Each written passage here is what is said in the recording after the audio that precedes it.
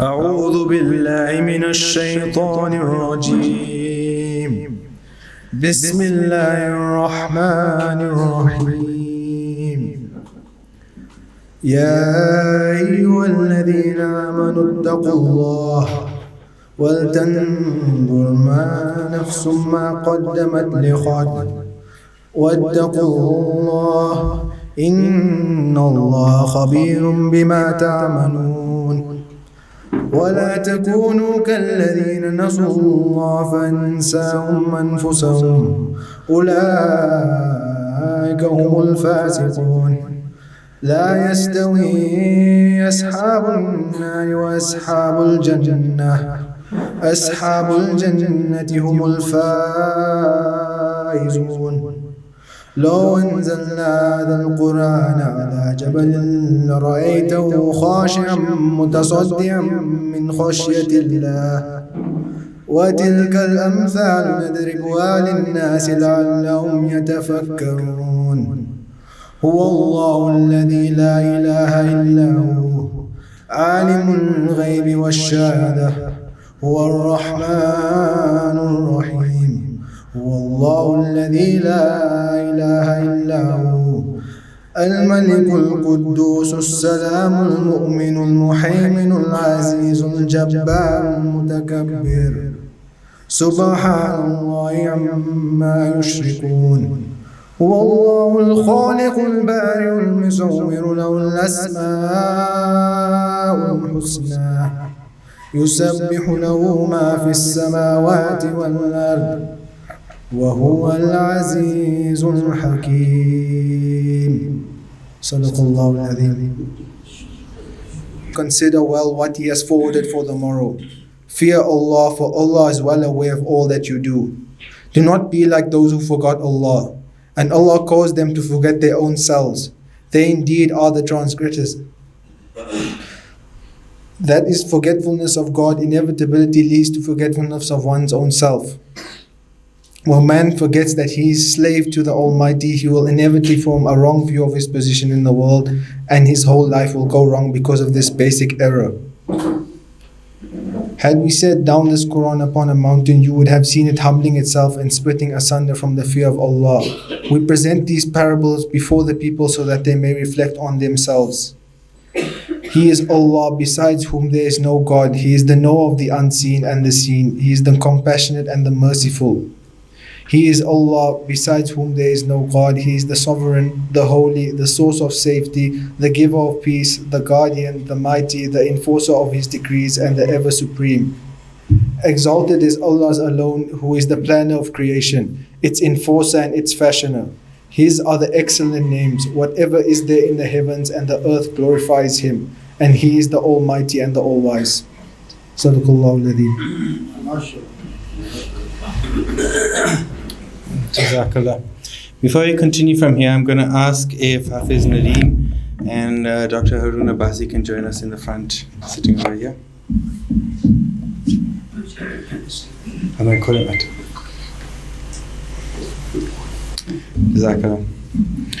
The next person who's going to be speaking will be Hussain, and he'll just give a brief outline on what ICSA as an organization is doing in this country. Tala.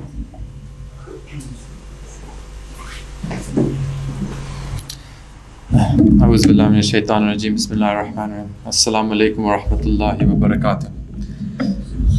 I want to extend a warm welcome and thank everyone for coming tonight. We're glad everyone has been enticed by the offer of free food. I do want to assure you that it was all for a good cause. As some of you might have noticed, the chairs and some of the banners have the label ICSA on them. Some of you might be wondering what this is all about. ICSA stands for the Islamic Circle of Southern Africa and is the culmination of many years of hard work. ICSA is an organization with the aim of enriching and strengthening the faith of Muslims in this country, as well as spreading the message of Allah to all corners of the country by serving the community. To better understand the organization, we need to go back a bit and understand the question, why? The core group of ICSA actually started as a simple Quran class over 20 years ago. Many of us here were actually part of those classes. The classes sharpened our Quran reading, but most importantly, we were taught to read and understand the messages behind the words. Ultimately, all questions are answered through the Quran, and those classes acted as a monthly reminder. But the classes remained within the community and didn't affect our greater community. It wasn't until some of our members saw the power of a formal organization in the form of ICNA, Islamic Circle of Northern America, that the seed of ICSA was planted. ICSA is best defined by its motto, faith, unity, service. Not only is this the ethos of the organization, but its game plan as well. ICSA aims to build faith within its members through regular Quran classes where we discuss in depth the meaning of the Quran as well as the seerah of Prophet ﷺ. Islam is inclusive, and the organization strives to do the same by providing anyone access to the classes that are tailored for them. There's a class for the gents, ladies, and the youth, as well as Urdu and English classes. That is what we believe helps build faith, by giving constant reminders of the messages of Islam. We now arrive at the next step, unity. Unity is about being an organization and the power it brings. What one struggles to do alone is much more accomplishable as a team. ICSA wants to have an active and strong discourse around its policies and decision making, with everyone included, including the youth and the ladies, being a part of planning, events, and programs, running those programs, and voting for all levels of leadership. Some examples of these programs include our annual conventions, where we have speakers from all over the world who come to share their knowledge, youth sports days, which include a soccer tournament for the guys and an amazing race for the girls. But unity within the organization is not the only type of unity we strive for. We are actively involved with major organizations and charities such as SANCO, the South African National Charity Organization, to bring relief to underprivileged people in the country. Unity between members and the wider community is what we strive for. Lastly, service. That is the most important of the three, yet without the other two doesn't exist. We are an Islamic organization and strive to spread the message of the Quran to as many people as possible. We do this through fulfilling our obligations to our fellow men through Feed the Hungry schemes, the Shoes and Clothes Project, and our cataract projects. By showing the best side of our faith and helping those in need, we believe we can sincerely pass the message of Islam to them in the best possible manner. ICSA believes in the service of others. Jazakallah.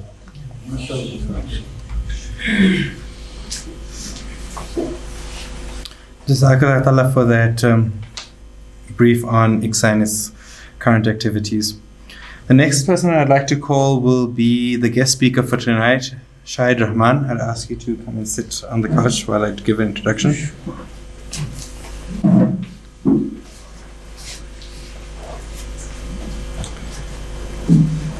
Our speaker that we have here in front of us has undergrad in finance and a master's degree in Islamic studies with a thesis on the Muslim American millennial identity. He has also been active in the Muslim American space for more than 10 years with a focus on youth development and education, and has been involved in many Islamic school projects in the East Coast. He was also the head of the Study Abroad program, which catered towards Muslim students living within America. He has also led an organization that was focused on improving the Muslim media coverage within the USA. He is currently running a business chamber focused on Muslim businesses and building Muslim political power within the United States. He is also on the board of a learning center in Texas that organized a 3-day seminar for university students in July with Harvard Business School professors and graduates for Muslim college students. Shahid Rehman, thank you. Assalamu alaikum. Thank you very much for that introduction. All praise be to Allah. Peace and blessings to His Messenger. I just met Nadeem Bhai Wednesday, but on Monday I received a flyer saying you're speaking on Friday from Nadeem Bhai. So I was a little bit confused. I also heard from the US that, hey, I heard you're speaking in South Africa at an ICSA function on Friday. And when I met Nadeem Bhai on Wednesday, I asked him, Nadeem Bhai, what would you like me to talk about? And he said, well, you work with young people, so just talk about young people things. Does that sound right? Was that what he sold to you guys? And then I asked him, okay, who's going to be in the audience by? He said, well, youth. I said, what is youth? He said, between 20 and 30, but they're going to bring their parents too. I said, okay, I'm understanding. And then when he picked me up today, I saw his two little kids. I said, Nadeem bhai, who is really the audience? So now I'm getting a sense of it. And when I prepared for this, I told my wife the hesitations I'm having. I'm not really sure who the audience is, what exactly they want me to cover. Her advice to me was, you talk too much, don't talk a lot, and you'll be fine. But I wanted to really thread this needle and find something to discuss that I think is relevant for the young people, but also sends a clearer message to our generation and older generation on what our roles and responsibility are as a community. And obviously Nadeem bhai just mentioned to me that if you have any questions at the end of my brief talk, you're more than welcome to share your thoughts and disagree with me or whatever you would like to share or question. Today is Friday. And does everyone know what surah you're supposed to recite on Fridays? Right. And it's the story of the cave. And the story of the cave, for those of you not familiar, it's about young men who found their time so challenging that they had to go afar and go into a cave. And the nice thing about the Quran Kareem is that its message is universal and timeless. So the message of Quran, that is, when the times are difficult for young people, it's a mission, it's a challenge that exists today in every context. It will exist in the future. When I was together with Nadeem bhai on Wednesday, he explained to me some of the challenges that are in South Africa, that the general society is facing. And when he shared those with me, I thought, wow, this is just like America. If you were to guess what is the fastest growing religion in the United States, what would you think? Islam. Atheism. Yes. It is the lack of faith which is the fastest growing in the United States. People have become so absorbed with I, and materialism, and they think that that is going to replace something, a higher calling. And so we should really think about this. The growth of materialism, the growth of nihilism. This is the challenge of not just South Africa or the United States, but it is the challenge of every generation, especially now. And when I look and try to understand, is this problem impacting the Muslim community in the United States? What do you think?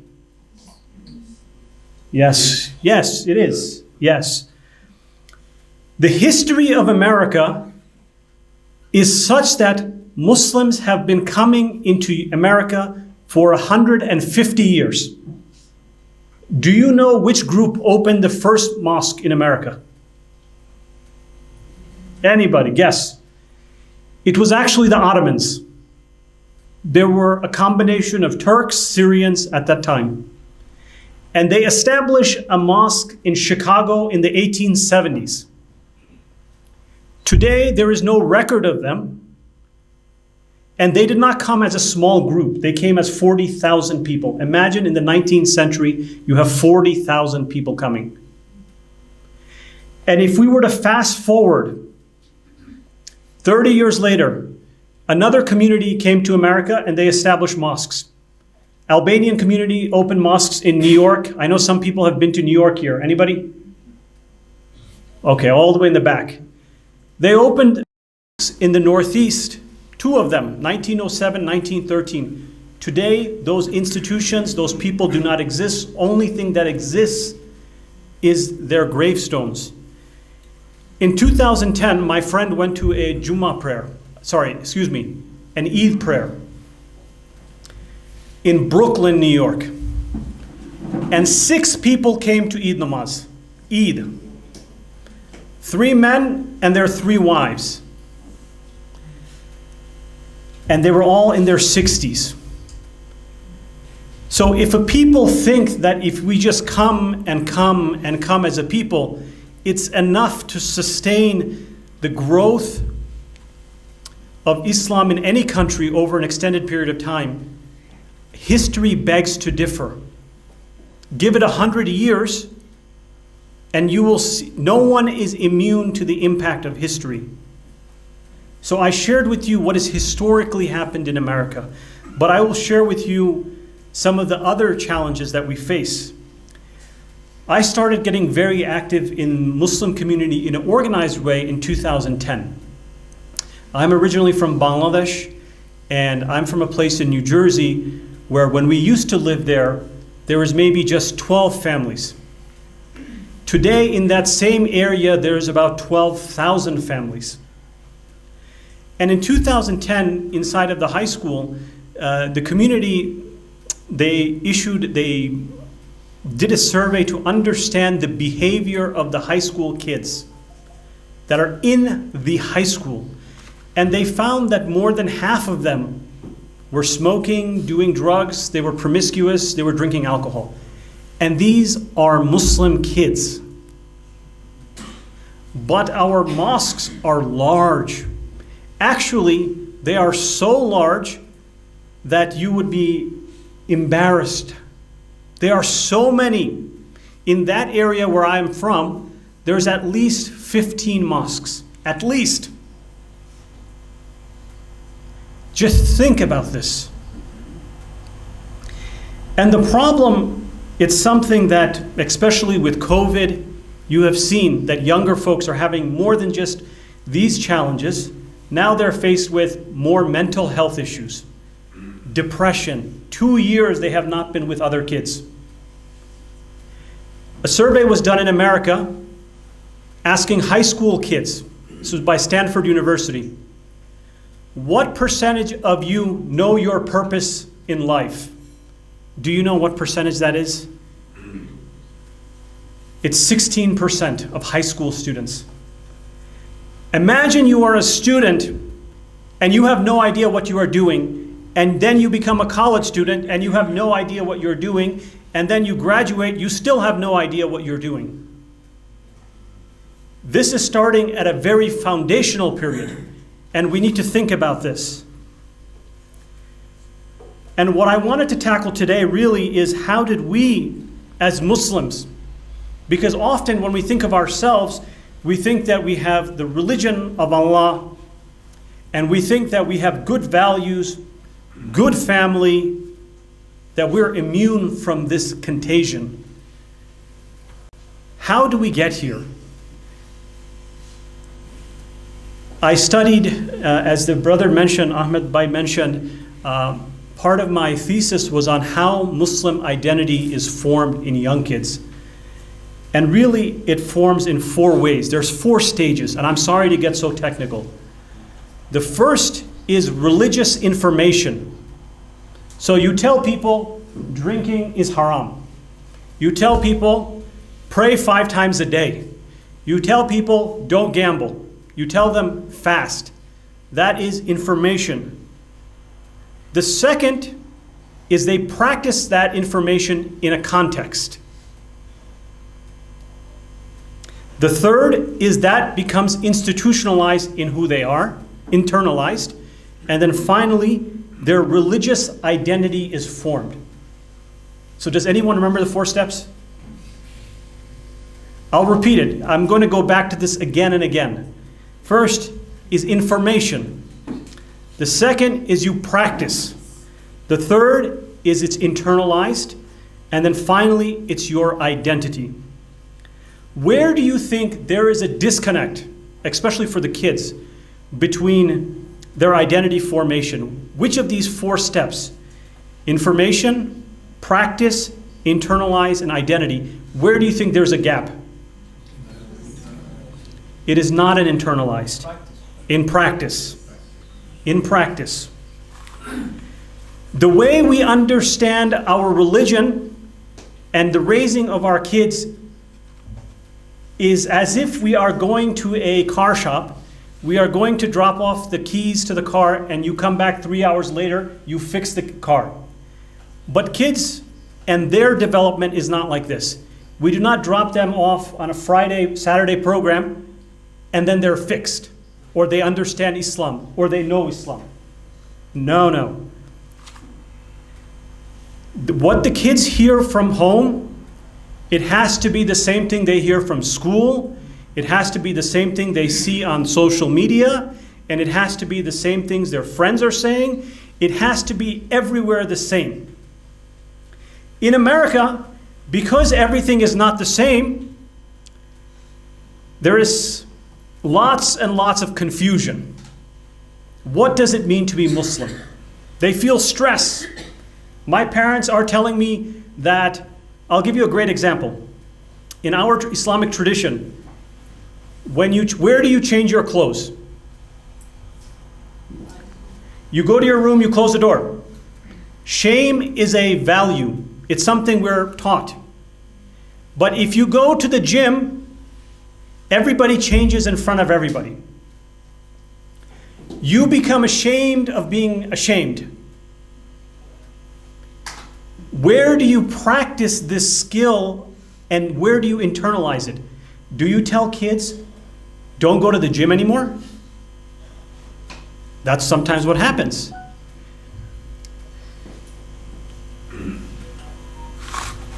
I mean, I think a lot of you, especially the younger folks, I suspect you're very well aware of these challenges because you're living in a society where we're minorities. And when you're a minority in a society, the constant pressure is always there. And the role of us who are older is to reinforce and provide you the tools for resilience. And hopefully we'll get to some of that today. How do we get out of here? Historically, we can always go back to Surah Kahf, or religiously rather. In Surah Kahf, what did the guys do? They actually came together. So coming together in itself, as you have done with the youth empowerment with ICSA, is a protection in itself. So I applaud this effort. But for parents, I want to share a quote from Hazrat Ali. He said, "Do not force your own customs upon your children, for they are in other times than yours." How we are raised is very, very, very different than how our kids should be raised. Many of us are immigrants. Nadim Bhai has been here for only 10, and I'm sorry for picking on Nadim Bhai, poor guy. He's right here in front of me, so yeah, he insisted. Nadim Bhai has been here for 10 years only. I have been in the United States for more than 35 years. My parents were born in Bangladesh. And my mom used to tell me, you know, we used to play with rocks and sticks. You're so lucky. We should have just got you a couple of sticks. You don't need video games. But if you try to raise your kids the same way with the same rocks and sticks, you're not going to get very far. The best example I have is imagine a farmer in Brazil. You know, Brazil produces some of the best watermelons, the best. And that same farmer goes to Siberia. He plants the seeds and nothing is produced, and he says, what's wrong with these seeds?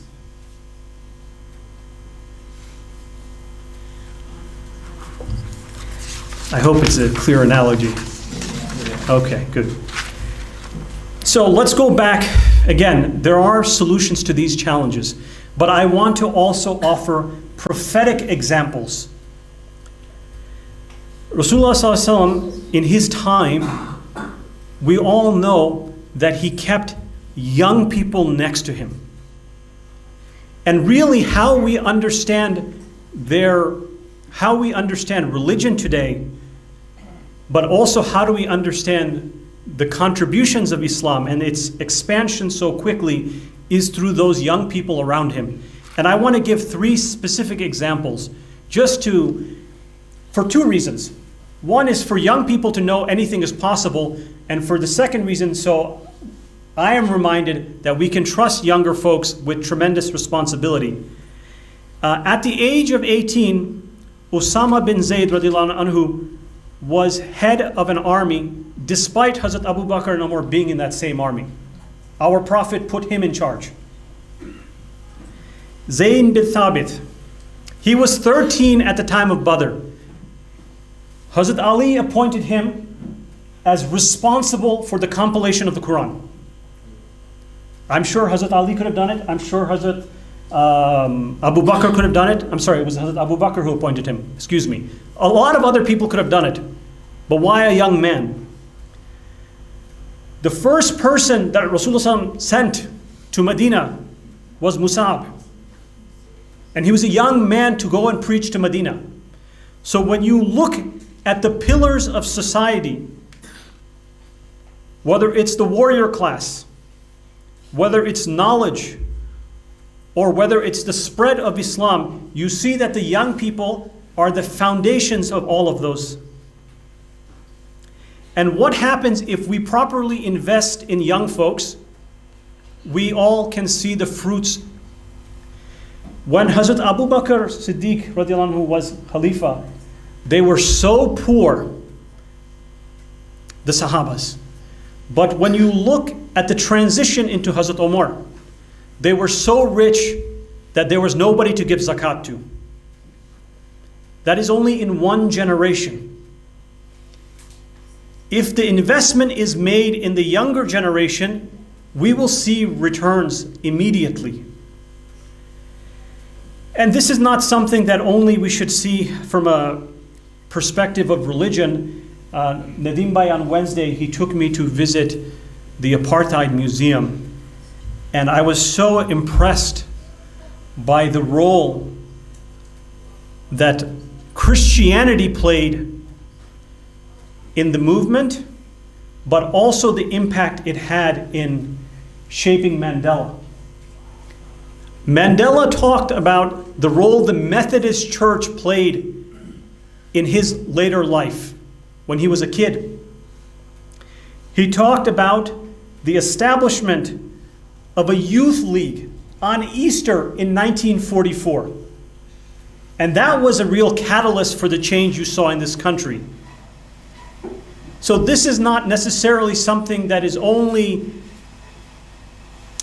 to be shown to us by Christians. We are the Muslims, we are the inventors of this. And we need to rethink what our role in this is. And finally, there are institutions that should play a role, like ICSA. I want you to consider what the prophetic masjid was during Rasulullah's time and what is the masjid today. I'm sure it's not like this in South Africa, but in America, the masjid has become a prayer space. You go, you do namaz, goodbye. But during our Prophet's time, the kids played games there. They accepted delegations. There was learning happening. Everything happened. So I want for us who are older to rethink what is an institution. Because remember, the third thing was internalize those values, but you cannot internalize those values without practice. Nobody tells a kid, here, Nadim Bhai, your kid is 12 years old. Here are the car keys. Here is the driving manual. Go learn how to drive. You take the kid to the driving course. He practices. He has internalized driving. And then you put him on the road. Without giving a place to internalize values, we are setting people up for accidents. I'll just give a couple of more examples. I touched on the gym. Another very important thing, Islam mandates, Rasulullah mandates that you must teach your kids how to swim. And Nadim Bhai and I talked about this Wednesday.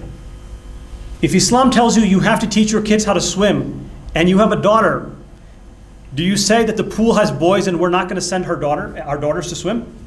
Because there's no place. The problem is not that the allowances are not there, it's that we are not creating the place for them to do their things. And I just wanted to look at part of my studies. I looked at other individuals, other organizations, other communities that were very successful. And one of those groups, obviously, are our cousins, the Jewish people. And in America, they are so successful, despite the fact that their population is so old. In America, 52% of Muslims are under the age of 30. 52%. We are raising a very, very young generation. The Jews are raising an older generation, and so they see the value in preserving what they have. And what have they done? They have gone to universities. So when I saw that ICSA's office was right next to the university, I said, wow, you are in the heart of the work. They, instead of waiting for the Jewish kids to come to them at the synagogue, they went to the universities and did programs for them. Not even religious, bring Jewish people together. And when they understand the caliber and the religiosity, they design different programs for those individuals. They have done this to such an excellent degree that, do you know when we lose people in life? We lose people when there is a transition. So when somebody goes from middle school to high school, they see drugs for the first time. If you don't have something ready for them, you're going to lose them. When they go from high school to college, if you are not ready for them, you're going to lose them, because then they're going to stay in the dorm. They will do other things. Then you lose them when they go to work, because work in itself is a very complicated environment. So you must be there in their transitions. And what did the Jewish community do? They established a similar institution for their young professionals. So you should just come together with your other people. So just think about these things. One thing that I'm going to emphasize a lot, and then this is pretty much the gist of what I have to say. For the young folks, and the guys here, do not underestimate the value of being a mentor and establishing a strong mentorship program. I described to you 100 different problems. For the older folks, it is to open a path through the institutions. For the younger folks, you cannot escape this responsibility. You have something to do, and that's to mentor. If you tell me you're 12 and you're too young, I'm going to find you a 10-year-old. Everyone is looking for a role model. Someone who is successful, someone who understands the times. In Texas, they saw that they had a problem with teen pregnancies. So they tried to tell teens, don't get pregnant, don't get pregnant, don't get pregnant. And do you think that was successful? No success. Then they thought, let me think about this as a young person. And they started taking billboard ads with young girls saying, oh no, I'm no longer beautiful anymore, I'm this, I'm that. And when they reframed it for something that a high school kid would think about, or a college kid, the pregnancy rates went down substantially. In Texas, when they told people, don't litter, people didn't care. But when they said, it's the manly thing to do, don't mess with Texas, don't litter, it went down tremendously. So again, this type of framework is something that only younger people can understand. We can't. How many of us are on TikTok? Nobody. Wow. Oh, Bai here is on. That's very impressive. I still have not figured out how to download. I downloaded it once, and I could not figure out how to register. So, you know. Once upon a time, this is my last story, and I'm done. There was a young boy, he was playing on the roof of a house. And the people were looking, they were very scared. They said, this kid is going to fall. The more they tell the kid, come down, the more the kid is getting closer to the ledge. And they bought the wise ruler. The ruler laughed and said, find me another kid, and here are some dates, tell the kid to come down. And so the little other kid who was the same age as that kid went to the dates and said, let's go play. Happily ever after everyone lived. And that ruler was Hazrat Ali. And the message here is very simple. If you want to solve the problem of young folks, use other young folks. I hope that concludes my presentation.